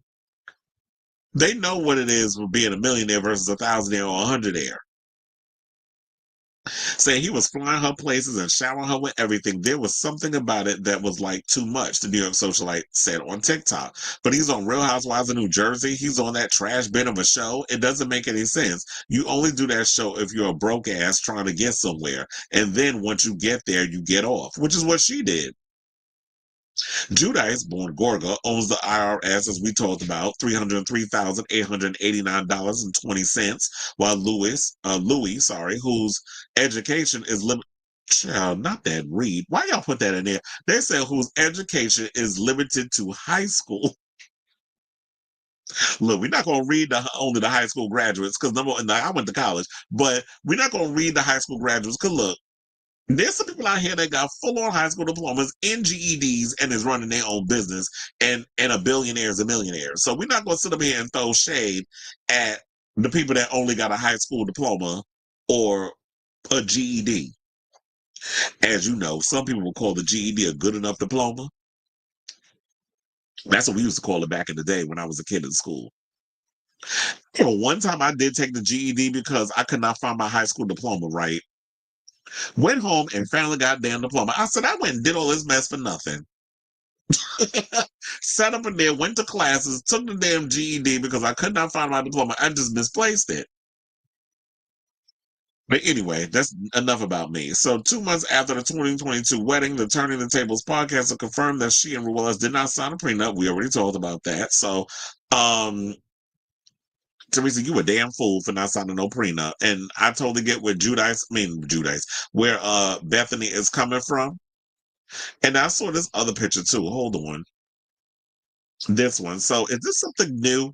Because it says party with a housewife, Teresa Giudice, June 27th, June 28th, and June 29th. So she'll be in Washington, D.C., Cincinnati, Ohio, and Chicago, Illinois. And I'm like, if People Magazine is posting that in there, or, if they're posting this in the article, where did I see this? Oh, Daily Mail. If they posted that in the article, then I'm like, it has to be recent. Why would y'all post some old photo?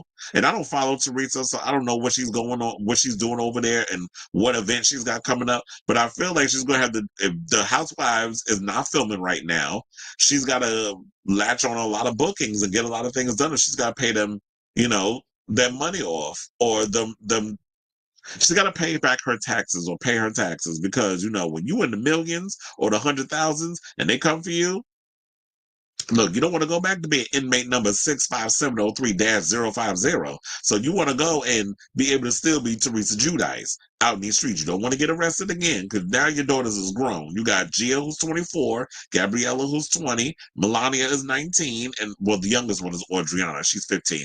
But all the other girls is grown. And Louis got his kids, who is 19 and 23. So don't let that man take you down with him like your ex-husband Juicy Joe did. So I say all this to say, what do you guys think of this story in regards to all this tea coming out about Teresa and, her not yet again paying her tax? Y'all do know that taxes, I know this might be hard for some of y'all, but taxes is an annual thing. We got to pay that every year. So let me know what you guys think of this story in the comments down below.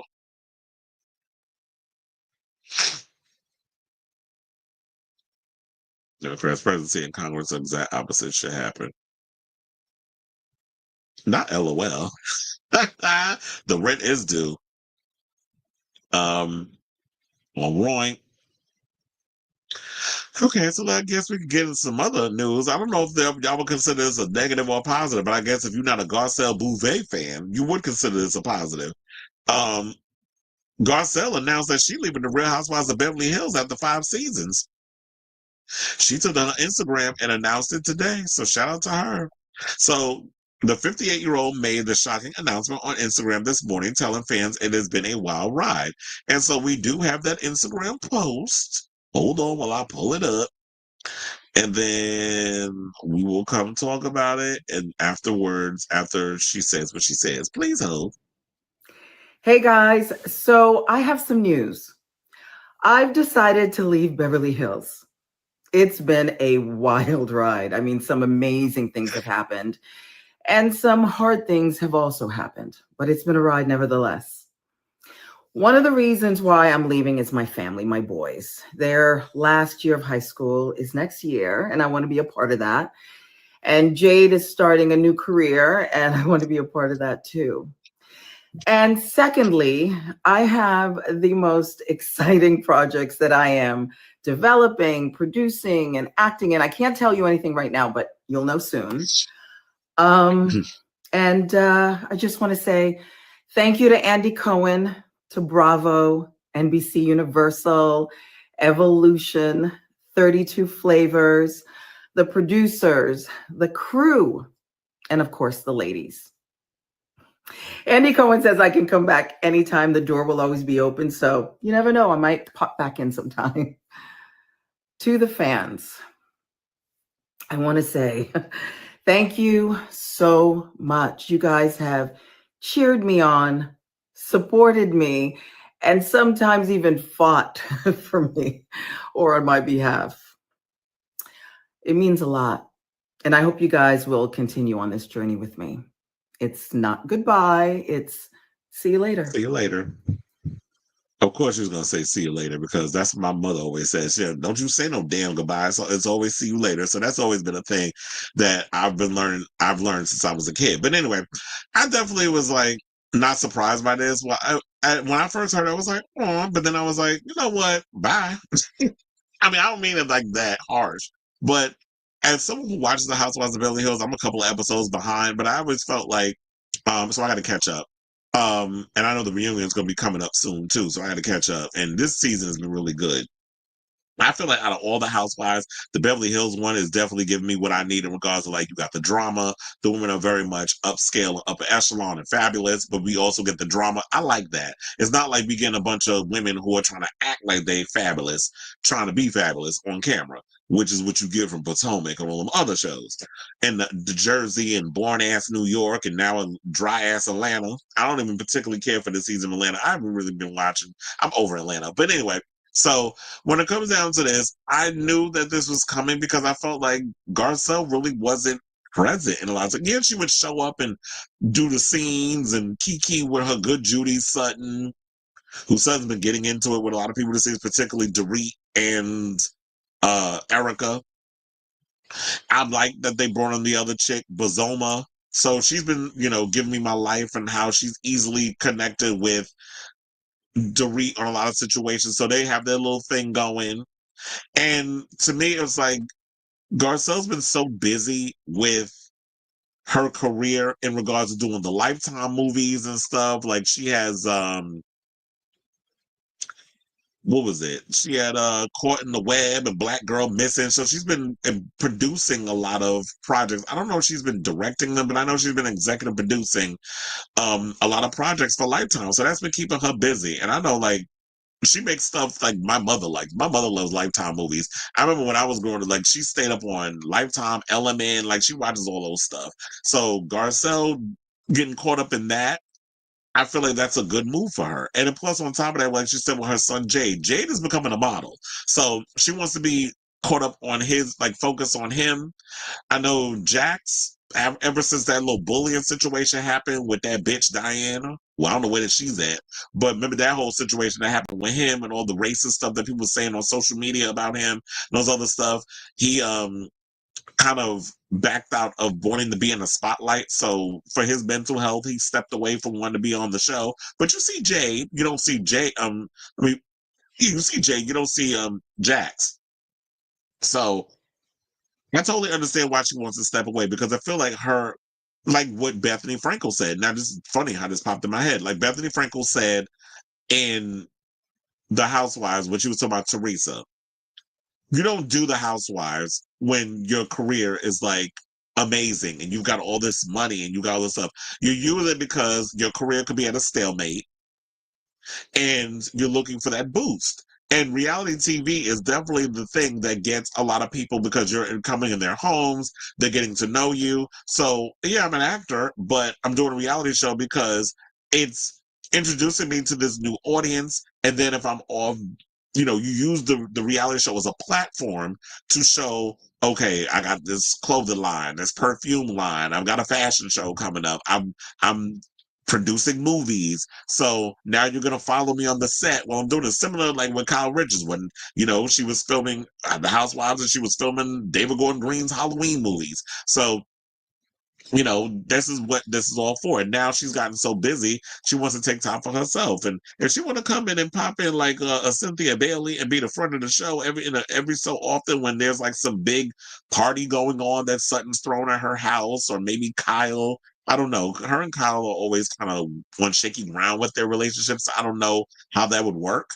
But if it's just like, okay, this is TV, water under the bridge, whatever. Like if I come out, like invite me to a party, I'll come. So if it becomes like that situation where it's just she pops up in a group setting, they go away, and she happens to be there, kind of like how they would bring Camille in, which that scene with Dorit, Red, Camille this season still lives rent free in my head. So, and then when I have her come on and be like a little friend of and pop in every now and again, but not a full-time cast member, I'm sure she'd be down when she got free time. And if one of the girls has something going on and she wants to pop up, and be like, oh shit, look, it's Garcelle. We happy to see her up in this gig. So congratulations to you, Garcelle. I'm excited that that you saw this as everybody says, it's a stepping stone. and a lot of things is happening for you. Your career is popping, and when you got the time, you can come back to the Housewives and do whatever. Andy likes her. I like her. I've always liked Garcelle ever since she played Fancy on the Jamie Foxx show. So congratulations, sis. And sad to see you go, but look, there's a much bigger world out there than being stuck on some damn Housewives for 14, 15, 16 damn years. So I say all this to say, what do you guys think of this story? At least you did your 5. So what do you guys think of this story in regards to hearing that Garcelle Beauvais is leaving the Housewives of Beverly Hills? Whatever your thoughts are, let me know in the comments down below.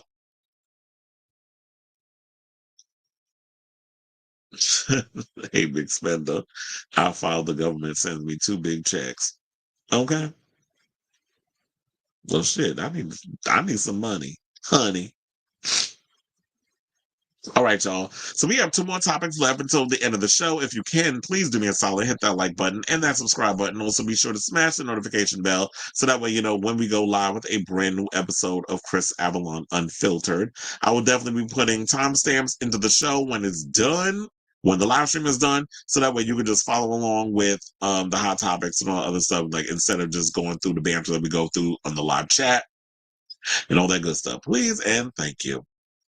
And without further ado, let's get into some slightly political news, because there was a story that came out yesterday about an Oscar-winning Palestinian filmmaker who won an Oscar for this movie that I don't think was even released in the United States. It's called No Other Land. It was directed by an Israeli and excuse me, it was co-directed by a Palestinian filmmaker and an Israeli filmmaker.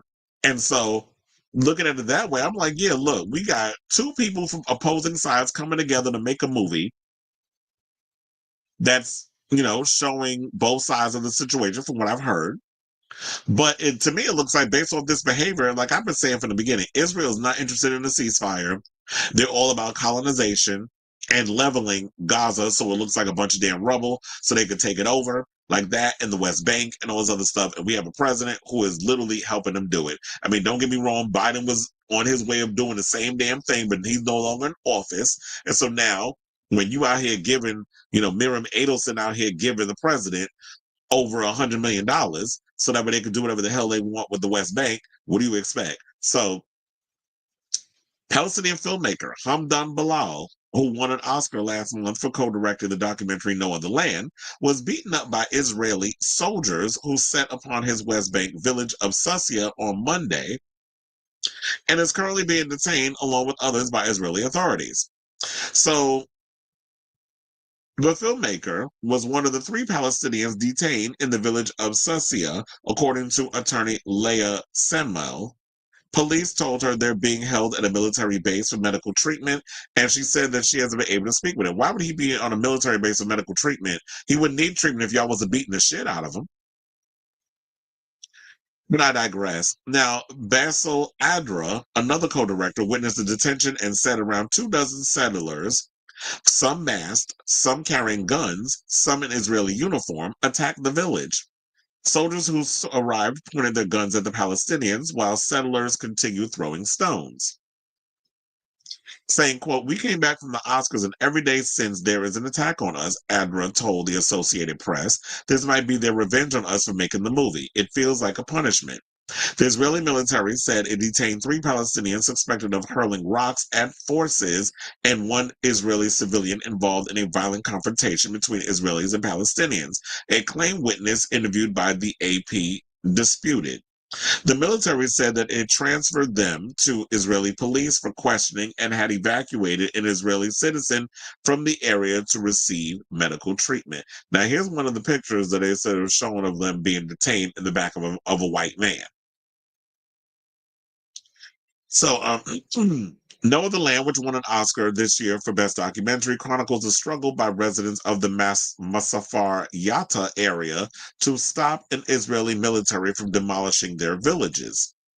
Bilal and Adra, both from Masafar Yatta, made the joint Palestinian-Israeli production with Israeli directors Yuval Abraham and Rachel Zor. So yeah, this is all of them here together, in case you were wondering. The film has won a string of international awards, starting at the Berlin International Film Festival in 2024. It has also drawn ire in Israel and abroad, of course, because why would they want a ceasefire? Why would they actually want to be, they want to be able to paint whatever narrative they want to paint. I mean, y'all already own our media. You own everything else, but you don't own this documentary. And Hollywood gave them the Oscar. And you want to know something? This just literally popped in my head.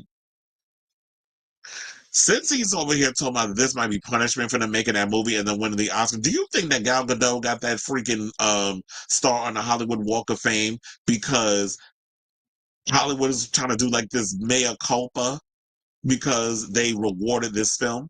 So it's like, okay, well, we'll give y'all a little something. We'll give a no talented bitch that did like 4 movies and can't act her way out of a goddamn paper bag a star on the Hollywood Walk of Fame. So we'll do that just to shut y'all the fuck up. So, Andrew said the settlers entered the village on Monday evening shortly after residents broke the daily fast for the Muslim holy month of Ramadan. And this is another thing too. There's a lot of stuff going on. Do y'all know of all the wounds and the assaults that's been happening to a lot of Palestinians during Ramadan? Like over 400 people been killed and or injured. It's like, do y'all have any kind of respect? So now a settler who, according to Adra, frequently attacks the village, walked over to Bilal's home with the military and soldiers shot in the air. Bilal's wife heard her husband being beaten outside and screamed, "I'm dying," according to Adra. Adra then saw the soldiers lead Bilal, handcuffed and blindfolded, from his home into a military vehicle. Speaking to the AP by phone, he said Bilal's blood was still splattered on the ground outside his own front door. Some of the details of Adra's account were backed up by another eyewitness who spoke to on condition of anonymity out of fear of reprisal. So a group of 10 to 20 masked settlers with stones and sticks also assaulted activists with the Center of Jewish Nonviolence, smashing the car windows and slashing tires, to make them flee the area. One of the activists at the scene, Josh Kimmelman, told the AP. That would be the Associated Press, for those of you who don't know what AP is. Now, video provided by the Center for Jewish Nonviolence showed a masked settler shoving and swinging his fist at 2 activists in a dusty field at night. The activists rushed back to their car as rocks can be heard thudding against the vehicle. Israel captured the West Bank in the 1967 Mid-East War, along with the Gaza Strip and East Jerusalem. The Palestinians want all 3 for their future state and view the settlement growth as a major obstacle to a 2-state solution. Israel has built well over 100 settlements, home to over 500,000 settlers who have Israel citizenship.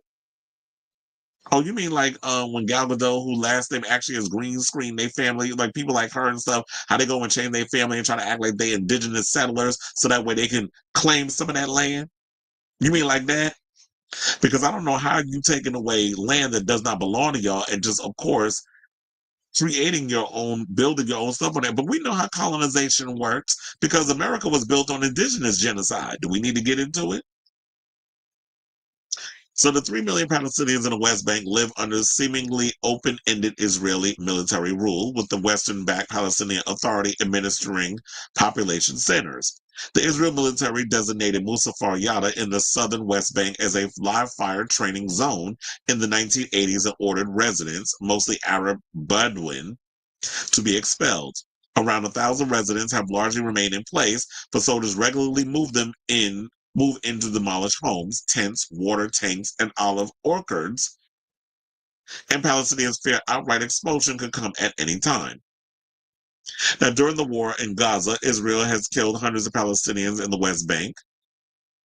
Hundreds? Hundreds, that's it? Because I could have sworn it was it was in the hundreds of thousands, not hundreds. So they said Israel has killed hundreds of Palestinians in the West Bank during wide-scale military operation, and there has also been a rise in settler attack on Palestinians. There has been a surge in Palestinian attacks on Israelis. Yeah, it's called retaliation.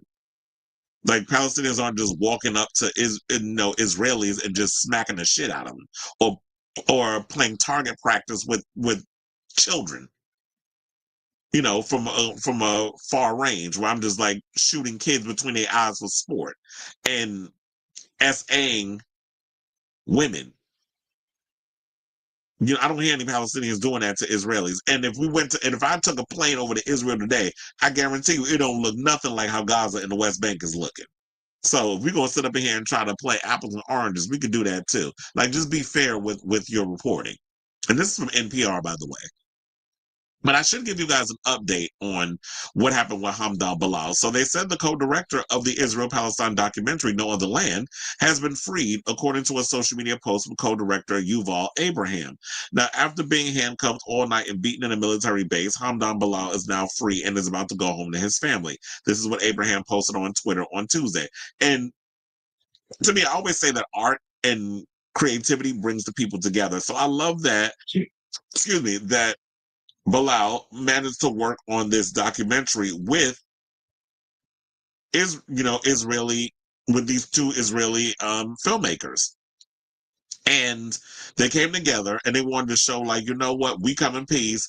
We want to show like what's happening in this whole thing. And there are Jewish people out here. There are people from Israel who do not agree with this whole thing of what they're doing with Gaza and the West Bank and what Netanyahu is trying to do with his colonization and killing all these innocent people because you want to occupy their land. Like, there are people from Israel, and I want to point that out. Like, not all people from Israel are for this and are with it.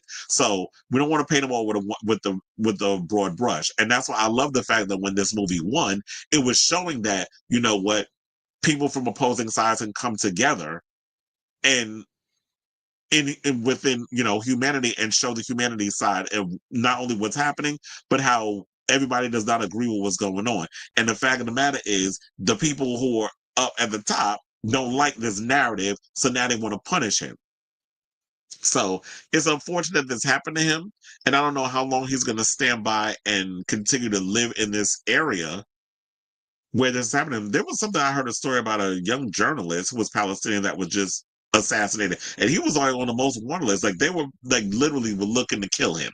So, and that's been for months, and he's been trying to get that asylum or help or whatever, and they wouldn't help him. So I forget his name, but I know I posted it in my Instagram stories. So yeah, that's the latest on this. I'm glad that he is home, but it's unfortunate this is something that's actually going on in outside of the United States in this other world. What it's unfortunate what these people have to deal with from these damn nutbags in other countries. So I say all this to say, what do you guys think of this story? Whatever your thoughts are, I definitely want to hear from you. So let me know in the comments down below.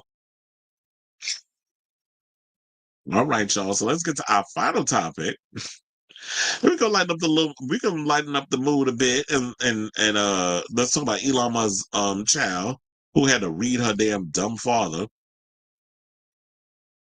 because he was talking about remember that when he talked about his son Xavier was killed by the woke mind virus, and that's why they're trans. So we know, like, this whole war on trans people is personal because he has a trans child and he can't take it. That Vivian basically said that her mother was more understanding, but her father, who barely is in her life anyway, and I doubt he's in any of them other kids' life besides using Exashe 12 as a damn human shield. He can give two shits and a flying fuck about all them damn kids. So now on Saturday, March 22nd, Musk53 commented on a post of a fellow Twitter user writing, "My son Xavier died. He was killed by the woke mind virus. Now the woke mind virus will die." Now, several hours later, Vivian, who is 20, posted a video response on TikTok and Instagram, which featured a screenshot of Musk's comment, followed by Wilson lip syncing the line, "I look pretty dead for a dead bitch." I mean, I look pretty good for a dead bitch. I done messed up the damn joke. But if y'all are familiar, that comes from Morgan McMichaels, who was on an episode of RuPaul's Drag Race, and that stemmed from when Tyra Sanchez, problematic behind, was out here saying that she was dead. And that's what she came on the show, was like, "I look pretty good for a dead bitch." But yeah, let me show you that. I look pretty good for a dead bitch. So, yeah, apparently she is a Drag Race fan and she stays gathering her damn bum ass father. So then, Wilson did come out as trans through a post on her Instagram in 2020. In an interview with Teen Vogue, published on March 20th, she shared that she did so after feeling like staying in the closet would take me down a very destructive path, saying it was 11 p.m. and I was like, I know for a fact I'm trans. I had known for a few months that at that point, and I was like, I cannot effing do this anymore. She recalled in the interview. That was the point where puberty was really picking up and everything in my life was completely falling apart. I was constantly having mental breakdowns in the middle of class. I could not get through days. I didn't want to wake up. I didn't want to do anything. I just wanted to rot pretty much. It was like, at this point, she was just like, I just can't do it anymore. So, and I totally get what she, that what that feeling is, especially like when, well, I don't know what it's like to be trans, but I know like when you got a lot of stuff going on in your life, especially when it comes to maybe your gender identity, even like, for example, your sexual orientation.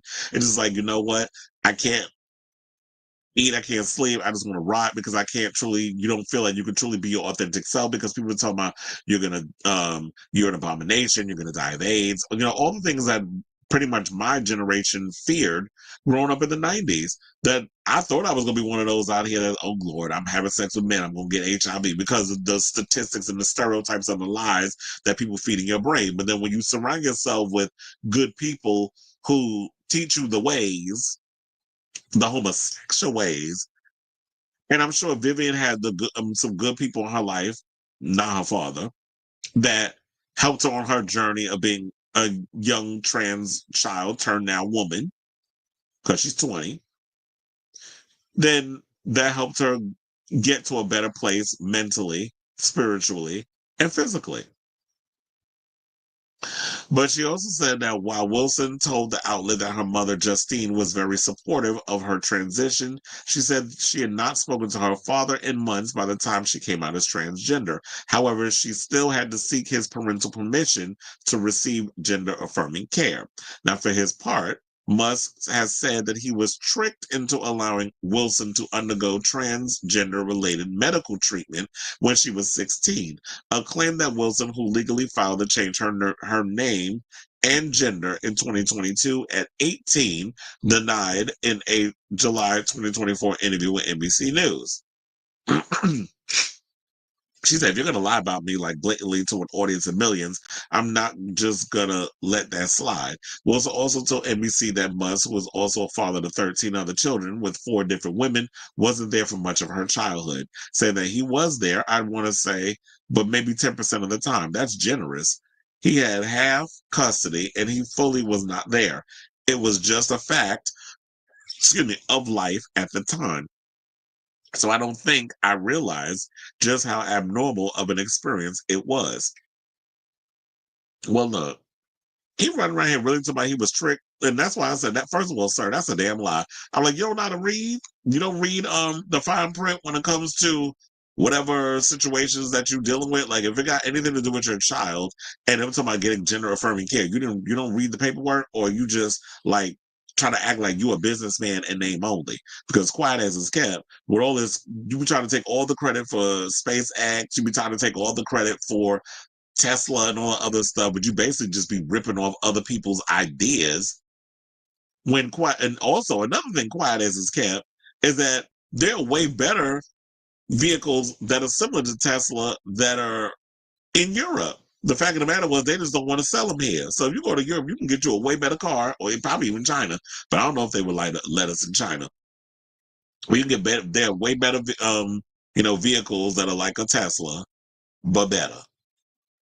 I don't know why. And then, with all his stuff blowing up, and the reason why he's dismantling all these companies that were looking into his stuff. Tesla's falling, parts falling off the damn vehicles. Damn missiles blowing up. I mean, spaceships or shuttle, whatever the hell you want to call that mess, blowing up in the air. And you hear all these celebrities talking about they're about to go up in space. Bye. You need to take his ass with you and tell him to stop dismantling our damn government. So, shout out to you, Vivian, and fuck you, Elon Musk.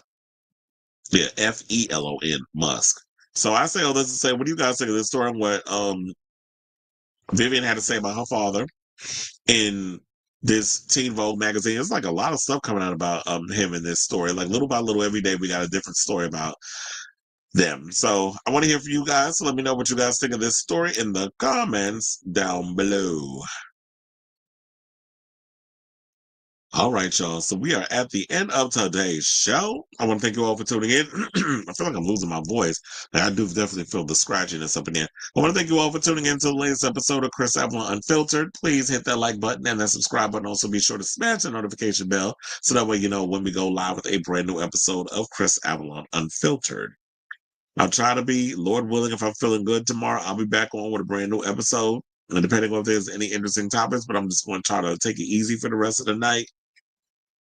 But yeah, love you all for watching. Thank you for tuning in, even when I'm sitting here being a hot mess, sneezing, and look, my voice sounding raspy, and then my nose all congested.